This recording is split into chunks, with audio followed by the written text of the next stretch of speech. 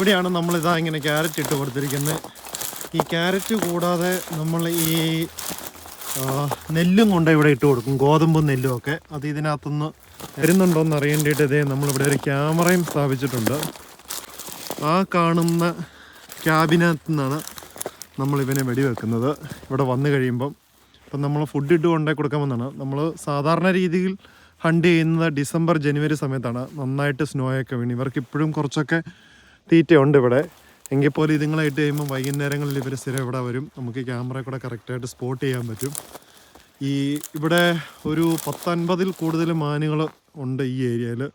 അപ്പോൾ നമ്മൾ അതിനകത്ത് ഏറ്റവും വലുതിനെ നോക്കിയും നമുക്ക് കുഞ്ഞുങ്ങളുള്ളതിനെയൊന്നും നമ്മളങ്ങനെ സാധാരണ ഹണ്ട് ചെയ്യാറില്ല.